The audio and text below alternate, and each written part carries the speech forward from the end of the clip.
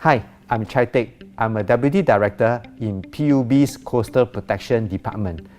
This is a new mission that PUB has been looking into to ensure that Singapore remains adequately protected against the challenge posed by sea level rise. We hit the streets to ask Singaporeans questions about rising sea levels. Then, we had Mr. Ho address these responses and debunk any misconceptions. By 2100, mean sea levels are expected to rise by 1 meter.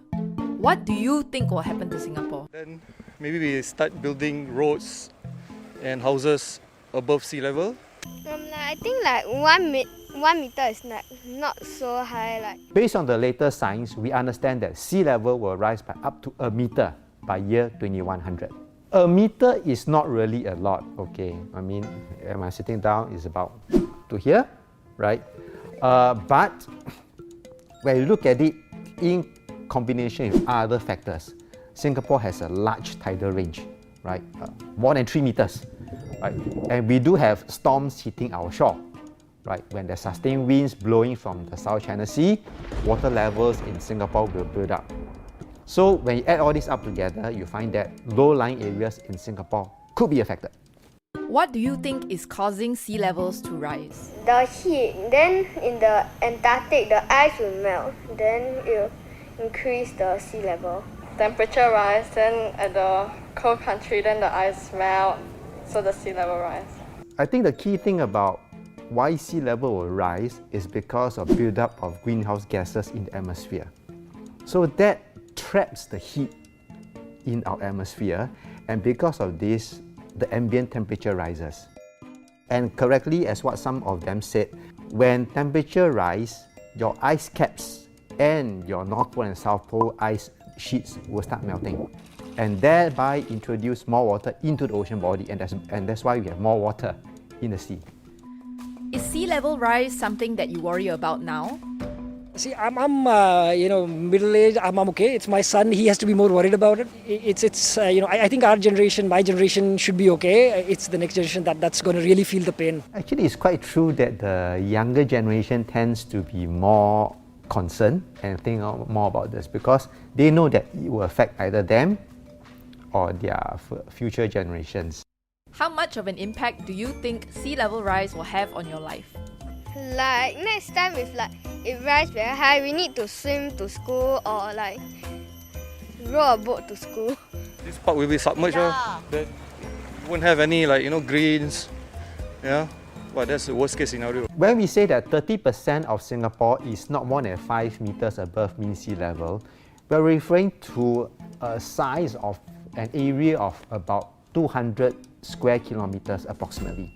To give a perspective, what 200 square kilometers is about 45 Sentosas put together. As you know, Singapore is completely surrounded by water, right? There's nowhere to run.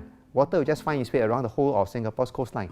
So other countries with similar nature like Singapore, which I meant the small island nations, will have this problem as well. What do you think can be done to deal with rising sea levels? Yeah, I think education is probably the way to go, and also the government take the lead in terms of the sustainability effort. First, we need to understand how sea level rise could affect our low-lying areas and along the coast. Right?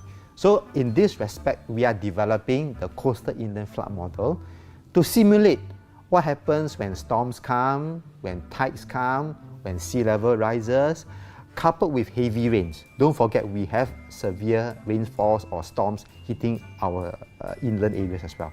The second initiative is, of course, we need to understand different parts of Singapore, what are the unique characteristics.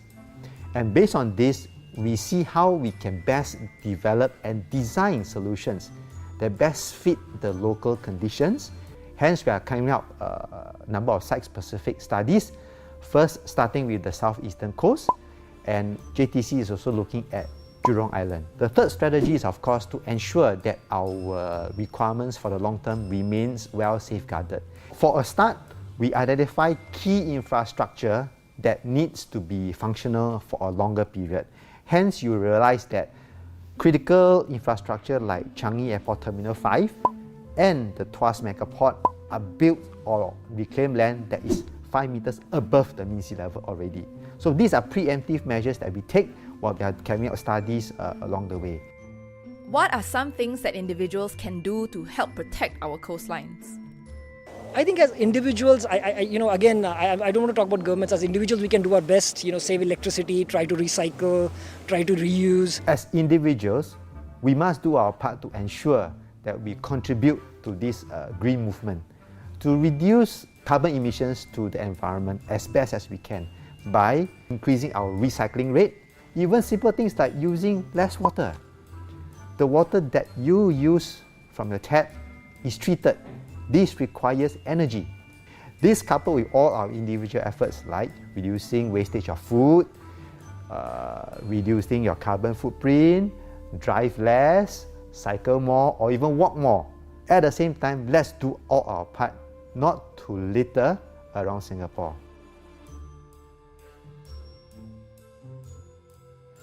Can you swim? Yes, I can. In my younger years, I can swim 30 laps non-stop.